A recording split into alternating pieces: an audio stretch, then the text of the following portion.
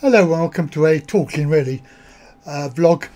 This is the day after. I've had time to assimilate the information and also think about the exact meaning of everything that happened yesterday.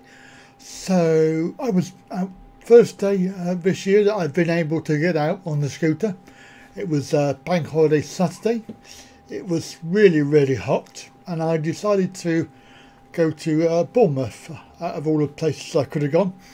This was partly because I had a request a little while ago, probably a year ago, saying why don't I ever go to Bournemouth? Well, it was just fact I haven't had a chance. Yesterday I decided that I would go, and the plan was that I was going to stay overnight in a hotel, do a hotel review, and then go to Swanage and do another review of Swanage, and then come home, and I would have 3 or 4 different vlogs for the weekend. As it turned out, I cut my visit short because I was actually very upset after the incident, which I'm going to play you the video later, but there's several points that I want to make about it later, which what I'll do is I'll play the whole video from my vlog. This is using the original footage, obviously. I haven't chopped it down at all. I haven't edited it at all. It's purely as I filmed it on the day. Everybody getting their suntans.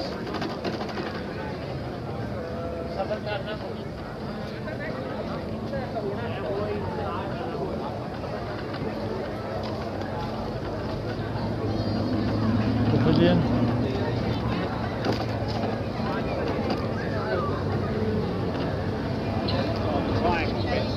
Already connected. Joe Walsh, a little bit of buffet. Pitching up left at 90, landing out to a 5 speed.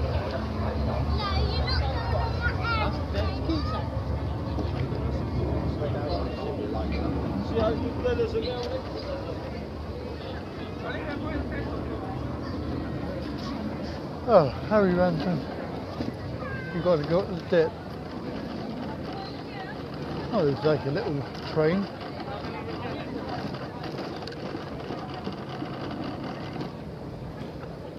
And we're also very close to the beach, the actual beach, just here. So you could go on the sand.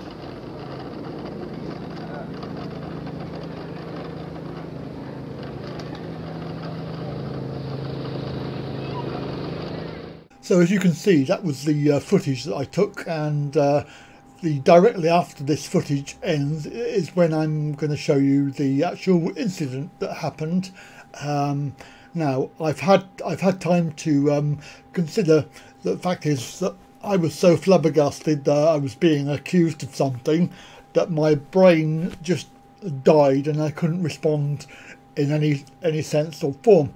Now what I should have said was I'm a travel blogger, I have a YouTube channel, I am making videos about places, and also I am, as far as I'm aware, it's perfectly legal for me to film anywhere in the UK in public, and nobody can argue with that. Obviously there's some discretion about, if you film people and they don't want to be in it, then obviously you can take them out or edit them out or blur them out. We have to be considerate when we're making videos, which is, I think that I am a morally and ethically good vlogger. I think that I make myself considerate. So when I make a vlog and I'm editing the vlog, I'm always aware of other people around me and also what exactly I'm filming. As far as I'm aware, police in the UK have to carry a warrant card. When they're off duty, obviously they don't have to, but some people do. I know they do. I've looked it up online.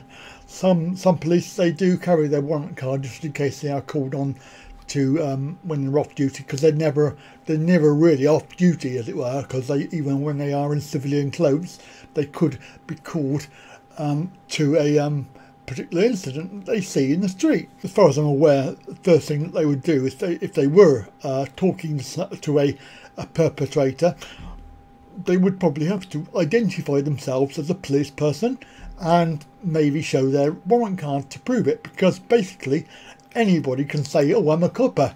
You know, which beside the point is the fact is that that is illegal in this country, with a punishment of 6 months in prison. So impersonating a police officer, even, you know, whatever the motives for that, is punishable by quite a hefty punishment by law. So the whole thing is, you know, I was minding my business, making this vlog, as you've just seen, and there's a few issues that I'm going to mention as I go through it. But basically, this chap who I didn't see, he came up behind me, tapped me on the shoulder, and he, while he was talking to me, he was actually stayed behind me, so I couldn't actually see who it was.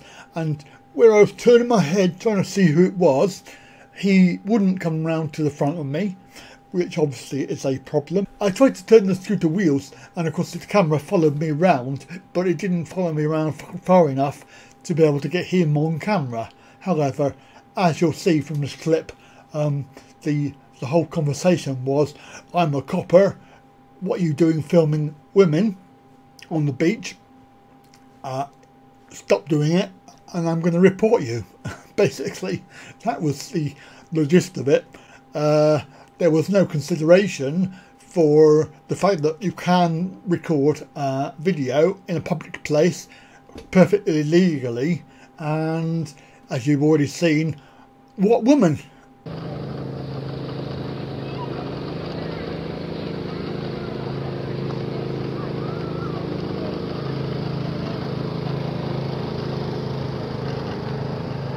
Can't get up on the pavement.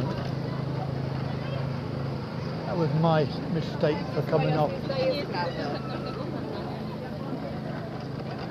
There's no drop curbs. Yeah, just to let you know, mate, I'm a copper. Oh yeah. And I've just watched you turn that camera around on that woman as you went past her. What woman? That woman just up there. You know, if I rewind that video and have a look at it, I guarantee you that you've just looked at, you turned that camera around to look at that woman as she walked past. You shouldn't have cameras on your fucking mobility scooter. I'm making a vlog. Travel vlog. Yeah, well, why are you turning around and bloody filming women? I didn't even see her. Right, well, I'll have a look later. I will report you. That's all right. What woman was I filming? What woman did I target on the beach? When I turned the camera, the beach was there. Now, please tell me, which woman was I filming? Because I have no idea. I've gone through this footage slow motion and I still don't know which woman he's referring to.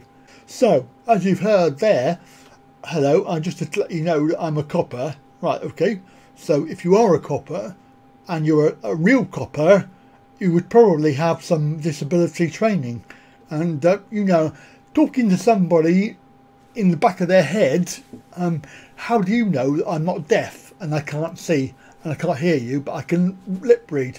So, you know, you need to be in my eye line for me to be able to understand what you're saying. So that's the first problem, is if you are a legitimate police officer, which I doubt, then you need some disability awareness training, because your personality when you're dealing with somebody with a disability, and quite literally I was pretty obviously that I was disabled by it being on the mobility scooter, you would have to come round to the front of me and talk to me directly face to face. So that's my first problem. The second problem is identifying yourself as a copper. How do I know you're a copper? You know, you're off duty, you're in civilian clothes, you're on a beach road, and you just tell me that you're a copper. Big deal. You know, I'm a copper. I'm not, but I can say I am. Obviously, with that in mind, you know, if you are not a copper, then you are breaking the law. Either way, if you are a copper, then you need to have some disability training and have an understanding of the law as it is, because quite literally, you've just shown me that you have no idea. And I just did a quick Google search, and every aspect of on Google as it is now tells me that it's perfectly legal for me to make a film in public, and there's nothing anybody can do about it. Obviously, bearing in mind what I said earlier with regard to my morality and my personal standards, that I wouldn't deliberately film people, you know, if they didn't want to be filmed. Having had time to think about it, obviously there was a lot of things that I could have said, but because I was so in shock about being accused of filming somebody that I knew that I hadn't deliberately targeted. In fact, as you've seen, which woman was I filming? Because I really don't know, and I've gone through it. Now, you could argue that I'm being very oversensitive about this, but it really affected me quite badly that I decided that I would pack up and go home. So I cut my visit short. I didn't do the Swanage, and I cancelled my hotel, and I basically went home. I've gone back through the footage to see if I can see who it is, because I didn't even see their face, because I couldn't see their face because they were behind me. But I've tried to see who I think it might be who was looking at me, and there's only one person that I can see in the whole video that gave me a look, but I can't identify them because I'm not 100% sure it's them.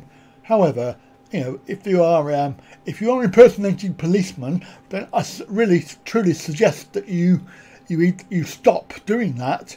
And also, if you are a real policeman, I do suggest that you actually get some training in what the laws are of this country, because, you know, telling me that something is not legal when quite literally it is actually fraud.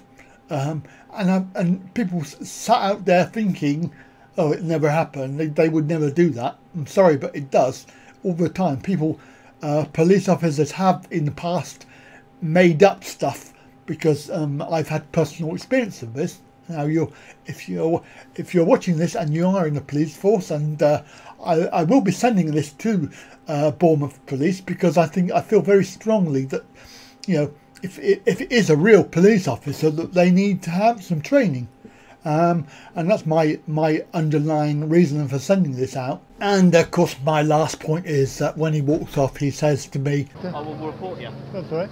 First of all, he never took any details, so how does he know where I live and who I am? And two, if he was that concerned about me making videos, he could have easily phoned up one of his colleagues. He could have even phoned 999 if he was that concerned about me making videos about women that he reckons that I was targeting, you know, when clearly he didn't do anything about it and he just walked off. So this is why I suspect that he's actually just a general member of the public making a point that he thinks is right, when clearly that impersonating a police officer, you know, that's more a crime than videoing some people on the beach. And I just wanted to make this video to make the point that we're not, I was very upset about it in the first place. So there we go. Thank you for watching. Catch you again. Bye for now.